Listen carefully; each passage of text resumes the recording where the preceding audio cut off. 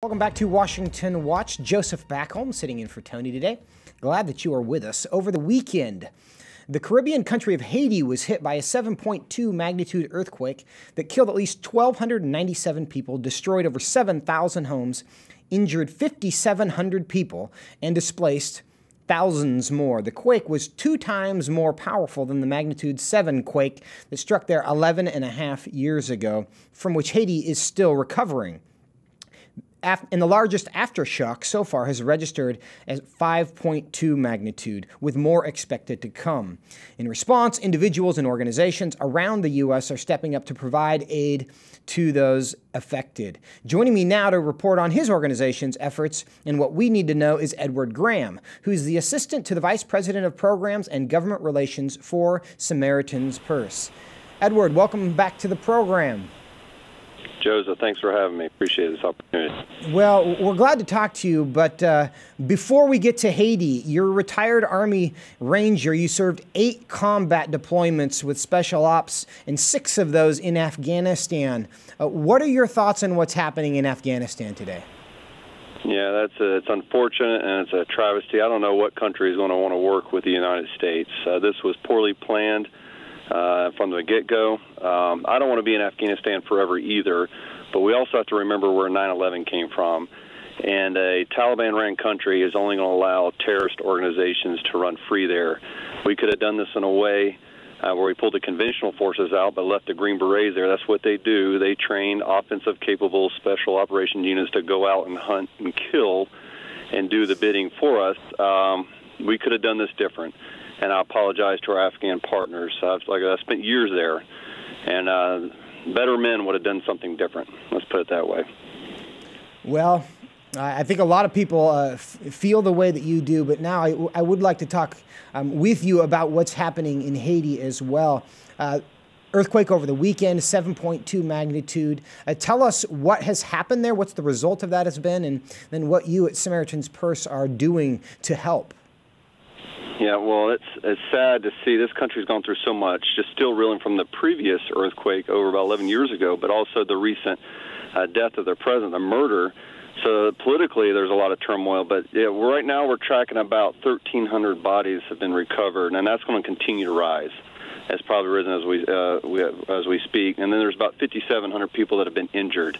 After these earthquakes, we know there's going to be a need for water and for temporary shelter. So we responded the next morning, sent our DC-8 cargo plane down there with tarp, plastic, solar lights, and water filtration system that will provide fresh drinking water for tens and thousands of people. But we also sent an assessment team down there, and we know there's going to be trauma. Now, this so far is not as bad as the previous one because that happened more in an urban setting. This is a little bit more rural and further out, but there's still a need. We are sending our Tier 1 hospital tomorrow. It'll go out, and this will be more of a surgical capability. So we'll have orthopedics and surgery. You're looking at about a 36-patient bed, and that will be going out with about additional 50 staff members tomorrow morning to help support that activity. Now, you mentioned the earthquake that happened in 2010, which was actually more powerful. It killed 200,000 people, and you note that Haiti is still recovering from that in some ways. But it appears, and we can hope, that the deaths from this earthquake are significantly less, despite it being a more powerful event. Is that because the infrastructure there has improved? Why are we seeing less death from this earthquake? No, this one is because where the epicenter was. You know, I'm not the expert, but we're looking there at the Alpha Peninsula, more, like I said, in a rural area. So it's not there in Port-au-Prince and the capital. The infrastructure has not improved at all in the country of Haiti. Now, there are some churches that we know in programs that people have gone in and rebuilt churches, and they did better construction, and they might have swayed to and fro. We have an orphanage there on the island, the Greta home. Greta Van Susteren has been very active with, and Samaritan's Purse with that ministry there. They felt it swaying back and forth, but no problems there. It's a good sound building, but that's not true everywhere else. This one just happened, I think, because of the location of where it was. It's off a peninsula further out in the water, and you don't have a built-up area around it. Well, I suppose that is still a silver lining, all of this, that the location it appears to have saved many lives. But other challenges in the near future, Tropical Depression Grace is in the area. What do you expect that to do for relief efforts? Yeah, we're watching that closely. Fortunately, because our aircraft, it gives us capabilities, and either we can get around or just maybe temporary wait. Where it's going to make it real challenging is, like, we have to land in Port-au-Prince right now with our plane. The airport that is closer to the epicenter cannot service larger aircraft. So we're using other ministry aircraft. There's great organizations like MAF that are down there that we partner with, and we're using some of their smaller aircraft to ferry teams back and forth. The rest has to be trucked in, and the problem with trucking right now, some of the roads are still impassable and blocked. Just back in 2010, we spent years after they were doing debris removal. That was part of our ministry, going down and opening up roads and communities in these cities and removing the rubble.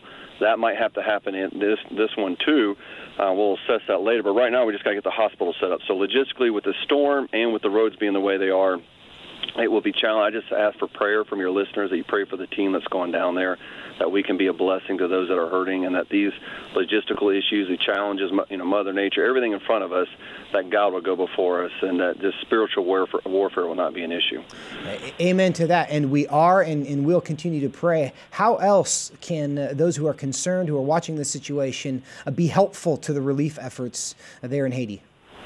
Yeah, if you have any questions, you can always go to our website, SamaritansPurse.org. We have more information on there, how to pray. Prayer is what we ask for.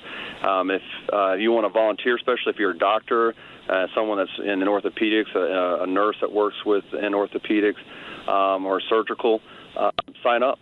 Sign up on our DART. You can go to our website. There'll be information there. We need ICU nurses, too. We're deploying 2 hospitals right now. We're in Mississippi. We just set up.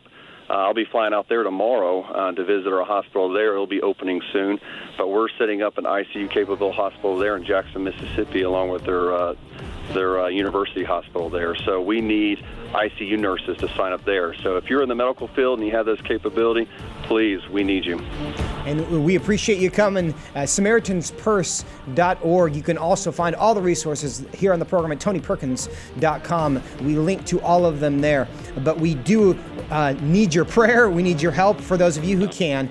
And Edward Graham, really appreciate you taking the time to come update us today. And we will be in prayer for your efforts. Thank you so much. Thank you. Appreciate it.